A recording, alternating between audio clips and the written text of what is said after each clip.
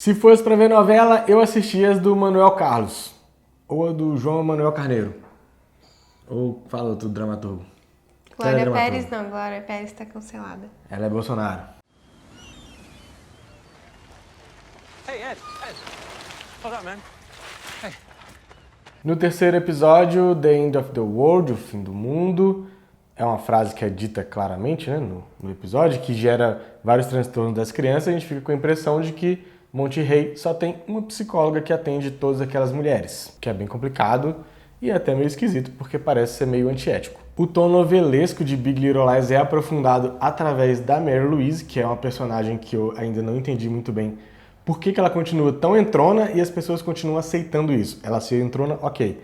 Ela ser uma pessoa completamente desprezível e que, enfim, fala coisas que as pessoas não querem ouvir e às vezes tem uns ataques de sinceridade, né? Essas pessoas costumam se esconder até nessas desculpas, né? Ah, mas eu só tô sendo sincero, estou falando a verdade. Eu não entendo como que o roteiro deixa as mulheres simplesmente aceitando isso. Então ela vai confrontar a Jane e diz que não acredita que ela foi estuprada e a Jane fica dando conversa pra ela. A Jane até deixa ela falando sozinha e vai embora, né? O problema maior eu acho que tá na Celeste, que continua deixando essa mulher entrar na vida, frequentar a casa, até o momento em que ela expulsa ela quando ela tá mexendo nos remédios dela. Na primeira temporada, a gente não tem nenhuma indicação de que há uma relação sogra e nora, né? Entre a Celeste e a Mary Louise. A Mary Louise é apresentada só na segunda temporada, então é muito esquisito ver uma pessoa com quem você não tem relações íntimas, né, e de afeto, simplesmente manter porque ela é a avó das crianças, sabe? É uma coisa, tipo assim, o avô veio distante, nunca cuidou, nunca participou, aí de repente ele aparece e fala, ah, beleza, vai me ajudar aqui neste momento complicado. Pede ajuda dos amigos, né? Mary Louise? Até o quinto episódio, a Mary Louise questiona muito tudo que o filho dela cometeu. A violência que cometeu com a Celeste, o estupro que cometeu com a Jane. Ela tenta consertar a imagem do filho dela, ao mesmo tempo que ela duvida muito dos fatos que aconteceram. E ela tá tendo esse comportamento frequente até o quinto episódio. Eu quero ver o que a série pretende fazer com isso? Que tipo de fim vai ter esses questionamentos que ela faz, né? Porque são questionamentos que muitas vezes acontecem na sociedade, na vida real. Gente que duvida que a mulher apanha. Ah, mas por que você não fez nada? Mas por que você não denunciou? Ou gente que fala, ah, mas você não provocou esse estupro? É a mesma questão da sogra que eu falei. Se vai ter uma inversão ali, se vai ter quase que uma lição, sabe? Ou se ela vai continuar tendo esse comportamento até o final, não vai dar em nada. Porque elas não conseguem mesmo muito revidar esse tipo de questionamento. Até que, na verdade, a Celeste dá uma revidada, mas é quando ela, no quarto episódio, dá um tapa na Mary Louise. Mas ela tá falando sobre a traição do Perry. Quando a Celeste bate na Mary Louise, é quando ela fala, ah, se teve uma, teve outras. Tem dois grandes momentos pra mim no terceiro episódio. Não que o episódio tem que ter vários grandes momentos, mas o que ficou de legal? A relação da Celeste com o luto e com aquele homem que ela amava, mas que ao mesmo tempo espancava ela e tratava ela da pior maneira possível, praticava violência contra ela, todo tipo de violência possível também, psicológica, violência física. Tem uma questão no quarto episódio, né, quando a Jane até fala pra ela, ele nunca te estuprou? E aí ela meio que fica assim, não, mas provavelmente sim, né, na verdade, porque o que ele fazia era praticamente isso também. Isso realmente é super interessante, porque você imagina várias coisas acontecendo ao mesmo tempo na vida dela. Se fosse só um caso de separação, um cara que praticava violência e se separar, já seria traumático, mas tem muitas variáveis ali. Tem a questão de ter sido um crime que elas esconderam, e aí tem a questão do amor que ela sentia, e pessoas que têm esse tipo de relacionamento costuma ter aquele ciclo da violência, né? Então ela tem as lembranças dos momentos bons que eles viveram. E a psicóloga fala pra ela, você não pode ficar lembrando disso, mas não é assim que funciona. É até o caso de entender assim, isso de fato é amor, né? Esse sentimento é amor? Provavelmente não, mas a cabeça da pessoa, às vezes, o ser humano é um bicho extremamente complexo. A gente não escolhe, né? E a gente vê isso quando eles estão revendo imagens, revendo vídeos de quando ele tava com os filhos. Eu fiquei pensando muito nessa questão também, assim, de como hoje em dia a gente tem essas imagens tão facilmente, né? Quando a gente perde uma pessoa, quando morre alguém na nossa proximidade, a gente tem muitos registros, muito mais do que antigamente. E no caso dela é pior porque os registros, é óbvio, a gente tende a registrar momentos bons, né? Ninguém fica registrando coisa ruim que acontece na vida. Ou pelo menos na própria vida, né? A gente tá cheio de gente registrando coisas ruins aí na vida dos outros. Essa relação é muito complexa e aí trata com muita sensibilidade. Aí é um ponto altíssimo de Big Little Lies, que vem desde a primeira temporada também, né? De esses problemas não serem tratados de forma superficial ou a forma rasa. É uma forma bem bonita, sensível, aprofundada. People are never really gone. They live on in the hearts of those they leave behind. O outro momento é a revelação de que a mãe da Bonnie cometia várias maldades com ela, né? Era super violenta com uma criança. Mostra que a Bonnie teve uma infância bem traumática. Não imaginava que aquela relação que vinha caminhando até o momento seria isso, uma relação de abuso, de violência dentro de casa. Foi chocante descobrir. Essa nova personagem, que é a Elizabeth, mãe da Bonnie, tem alguns pontos muito interessantes. Essa questão da violência com a filha, a gente tem também tratado no 4º episódio. E algumas visões que ela ainda tem, né, da filha afogando, e faz essa relação tanto com o mar, que é muito presente na série toda, quanto ela tá sendo sugada e realmente se afogando em problemas. A Bonnie tá numa situação muito difícil e acaba que no 4º episódio fica numa situação pior ainda, porque a mãe dela tem uma espécie de aneurisma, né, Sofre um derrame, né? Um derrame cerebral e vai ficar no hospital. Pelo que ela fala, ela tinha essas visões de que a Bonnie estava se afogando. E aí era uma coisa meio literal e meio metafórica. Então, literalmente, vai aprender a nadar, consegue respirar debaixo d'água para você saber lidar com os problemas da vida. A gente começa a aprofundar um pouco nesse comportamento da Elizabeth meio místico, meio sensitivo, ela tem visões, ela, né, tem essa coisa, a vibe não tá legal, o que eu acho bastante problemático, porque assim como a Mary Louise, que até o momento só tá ali provocando, né, um furacão na vida dessas pessoas, a Elizabeth até agora não disse muito a que veio. Ela é colocada como uma mulher mística e parece só fica abordando isso do lado exótico. E aí eu acho que flerta até com uma coisa meio racista. A religião de matriz africana, essa mulher negra que é super sensitiva, ao mesmo tempo que era muito violenta, e aquilo não leva nada pra frente, é só, né, pra ficar relembrando a Bonnie que ela tem muitos problemas. She said you're drowning. É engraçado que de todos os episódios, o que eu mais me lembro, que fica mais de recordação pra mim, são as reações da Renata. São muito explosivas e eu acho, ao mesmo tempo, muito triste o que acontece com ela, e eles conseguem fazer o roteiro de uma maneira que é engraçado também, que é muito exagerado, mas que não soa falso. E a Laura Dern é incrível. Ela interpreta aquilo ali numa fidelidade que você acredita, você compra qualquer palavra que ela tá falando. E no 4º episódio tem o momento em que eles vão lá fazer a prestação de contas no tribunal, né, da falência. É muito triste ver aquela situação, porque o marido fez com que ela perdesse tudo que ela batalhou para conseguir. E aí, no momento da festa, ela tá olhando a Amabella, olhando a filha e tendo muita aflição de não conseguir cumprir tudo o que ela planejou para a filha, porque ela já tem uma questão da maternidade, que ela é uma mãe que trabalha, diferente de muitas mães ali naquela sociedade. E ela perdeu o tempo que ela poderia estar com a filha dela, por exemplo, perdeu tempo basicamente de vida para construir o império dela. E ela vê tudo se desfazendo. E logo no comecinho do episódio, ela tá conversando com a Jane, com a Madeline. E aí, a Jane pergunta pra ela, mas por que você não vai terminar com o Gordon? Por que você não se livra dele?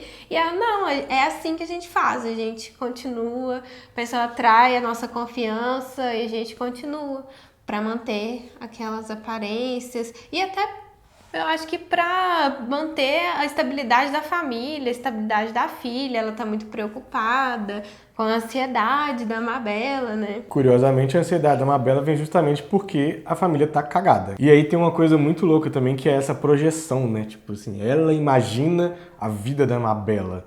Ok, quando a Mabella é uma criança, faz todo sentido, né? A proteção e tal, mas vai chegar um momento que vai falar assim, cara, eu, assim como tem a filha da Madeleine, por exemplo, que diz, eu não quero ir pra faculdade. Não, mas você vai pra faculdade, é isso que eu planejei pra você e tal. Essas discussões são bem interessantes. E boa parte do planejamento dela requer ter muito dinheiro. Isso é muito louco porque depende essencialmente do dinheiro. Que ela perdeu. Interessante a gente analisar essas mulheres de Big Little Lies porque elas não têm individualidade. É uma característica muito forte de praticamente todas as mulheres ali. Elas vivem em função de outras pessoas, e vivem em função da família, vivem em função de planejar e de se colocar por último. É uma crítica muito forte ao que é ser mulher na sociedade de verdade, né? What time is her party? 2, because I have to go to bankruptcy court that morning. On a Saturday? Well, we worked it out. E aí a gente chega no quinto episódio, Kill Me, Mate Me, que é um pedido que a mãe da Bonnie faz pra ela, a Elizabeth faz pra Bonnie, ali no meio do episódio, mais pro final já, né? Uma das poucas palavras que ela balbucia no hospital. Antes disso, acho que tem o exemplo pra mim que dá essa ideia de como é um novelão, e isso me irrita um pouco porque a primeira temporada não foi assim. É o encontro da Mary Louise com a Renata, Laura Dern e Meryl Streep, duas atrizes sensacionais, maravilhosas, são mestres na arte da atuação, e que ali foi um momento claro para fazer as duas brilharem, porque tem absolutamente nenhuma justificativa na narrativa. Para que serviu aquele encontro? And thinking about everything that's What going on. happened to your furniture?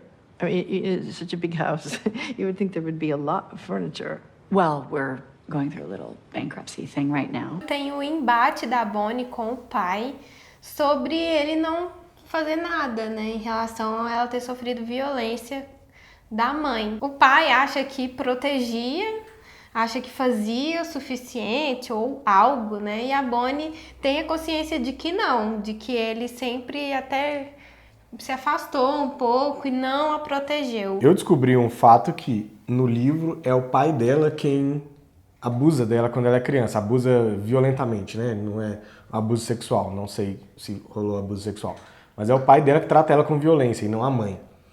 E que aí aquela cena, quando ela empurra o Perry, faz sentido com o lance do pai, porque ela tá, né, tendo uma memória, volta a memória na hora, tipo, um homem agredindo uma mulher, né? Um homem branco agredindo uma mulher, lembra do pai dela, vai lá e tenta salvar a mulher. Faz mais sentido. E aí o episódio trata muito do desenvolvimento do processo da Mary Louise para tentar ficar com os netos. Tudo isso vai culminar na questão central, que é o crime, que agora elas podem ser confrontadas em julgamento sobre o Perry, sobre a questão do Perry. E provavelmente isso vai acontecer. Talvez seja até um dos motivos para Mary Louise entrar nesse processo.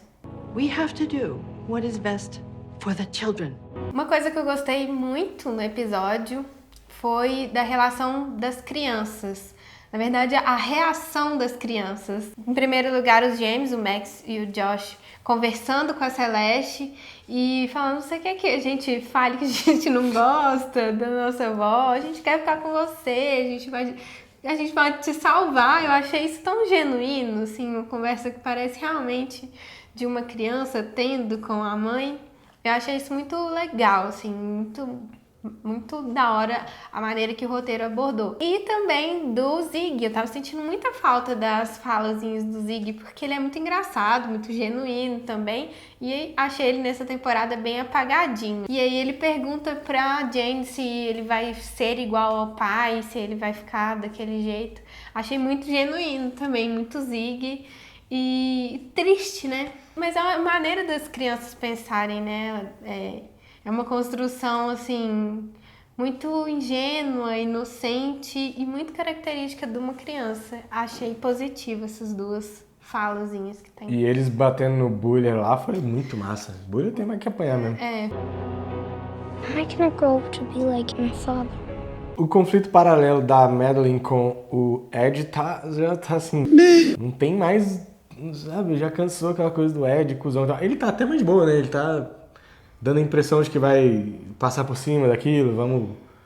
Não é esquecer o que aconteceu, mas beleza, aconteceu, vida que segue. E aí no final tem a Tori chegando lá toda sensual pra cima dele, o marido dela vendo. Não entendi nada daquilo aí. Eu entendi como uma ideia assim, vamos puni-lo, eu vou te punir, a Tori pensando, eu vou te punir, você vai ver, pra você ver como é que é. Ah, punir o marido. É, o marido dela. Não o Ed. Não o Achei Ed. que tava falando do Ed. E aí a gente vai estar Kit.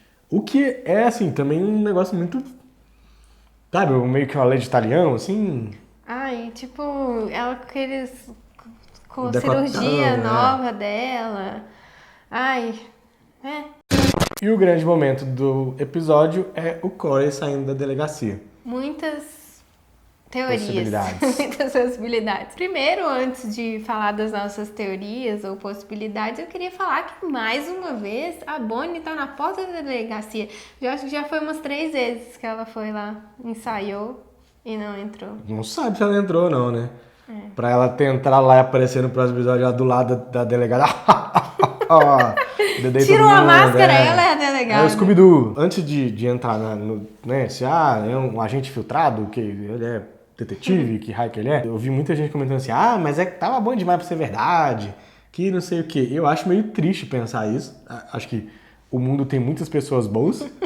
O desenvolvimento da Jane conseguir não superar o trauma, é meio ruim falar isso, né? Porque eu não sei falar como que alguém supera um trauma desse tipo, um estupro, inclusive Ela que gera um voltar filho. a confiar em alguém, uma Isso, pessoa. ela começar a estabelecer uma conexão íntima com um homem, com quem ela possa confiar, com quem ela possa fazer sexo, se relacionar, enfim. Ia ser bacana, ia ser um desenvolvimento legal da personagem, de, né, ter dado essa volta por cima. E eu acho que o Corey seria um cara ok, o cara que compreende aquele trauma, é um cara da idade dela, que regula a idade, né? Então, entende, tá respeitando os limites. Aquela cena tristíssima, né? Na hora que ela fala, me toca, e aí ele, tipo, você tem certeza? E ela desanda a chorar. Nossa, é super triste, é horrível, né? Tipo, as outras pessoas também têm dificuldade de se relacionar, né? Porque, tipo, será que eu tô ultrapassando o limite? Até onde que eu posso ir? O Corey poderia ser simplesmente um cara legal mesmo. E se for realmente algo pra virar a história ali, ele é um infiltrado, meu Deus do céu, ele vai denunciar, eu vou achar muito triste, porque ela é a única delas, das 5, que tá tendo uma situação melhor do que anteriormente. Ela que tá conseguindo seguir um pouco com a vida, e aí vai desabar tudo.